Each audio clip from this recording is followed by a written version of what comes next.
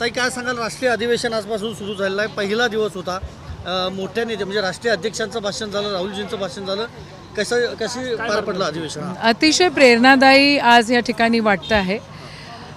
आदरणीय सन्मान्य महात्मा गांधीजी, सन्मान्य सरदार पटेल साहेब यांची ही भूमी आहे आणि या भूमीमध्ये आज 150 वर्ष त्यांना त्यांच्या जयंतीच्या निमित्त महात्मा गांधी अध्यक्ष होते, त्यांना 100 वर्ष त्याच्या निमित्त आज ह्या ठिकाणी आम्ही जमलो आणि त्यांनी ज्या उत्साहानं, त्यांनी ज्या करारीपणानं या देशाला स्वातंत्र्य मिळवून दिलं, त्या सगळ्या गोष्टींची आठवण आज आम्हाला होती आहे.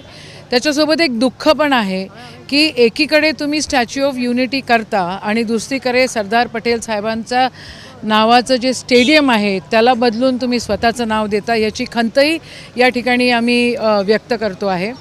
पण एकंदरीत सगळ्यांची भाषणं खूप प्रेरणादायी होती आणि सर्वधर्म समभावाचा जो मेसेज आहे तो आम्ही इथून घेऊन चाललेलो आहे. आम्हाला एक वेगळ्या प्रकारे ही लढाई लढावी लागणार आहे आणि ती लढाई लढण्यासाठी आयडिओलॉजिकल फाईट आहे. आम्ही काय कोणाचे वैयक्तिक दुश्मन नाही आहोत, पण ती आयडिओलॉजिकल फाईट आम्ही लढणार, या भारताला एकत्र ठेवणार आणि पुन्हा एकदा इतिहास रचणार. ज्या RSSनं सरदार वल्लभभाई पटेल यांच्यावरती टीका केली किंवा त्यांचे विचार पटले नाहीत, त्या RSS आता वल्लभभाई पटेलांना हायजॅक करते, अशा पद्धतीने देखील नाहीच करू शकत ना हायजॅक. मुळात त्यांच्या मनामध्ये ती भावना पाहिजे. त्यांच्या मनामध्ये थोडीशी चांगली भावना असती तर सरदार पटेल साहेबांच्या नावाचं स्टेडियम स्वतःच्या नावाने का केलं असतं? काय ते कोणचीच गोष्ट हायजॅक करू शकत नाही. ज्या लोकांनी स्वातंत्र्य लढाईमध्ये अजिबात पार्टिसिपेशन केलं नाही ते लोक आज देशभक्ती बोलत आहेत. एकीकडे समाजामध्ये जातीमध्ये तडा निर्माण करतायत आणि वोट बँक निर्माण करण्याचा प्रयत्न करतायत.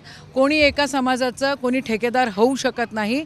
मी पण हिंदू आहे आणि मी काँग्रेसची आहे, मी सर्वधर्म समभावाची आहे, मी कोणाचा अपमान करू शकत नाही, ही वस्तुस्थिती आहे. एक राजकीय प्रश्न होता.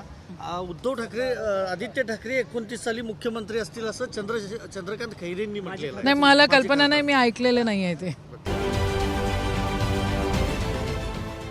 देश विदेशातील प्रत्येक घडामोडींचे लाईव्ह अपडेट मिळवण्यासाठी आता साम टीव्हीच्या सर्व सोशल मीडिया प्लॅटफॉर्मला लाईक, फॉलो आणि सबस्क्राईब करा.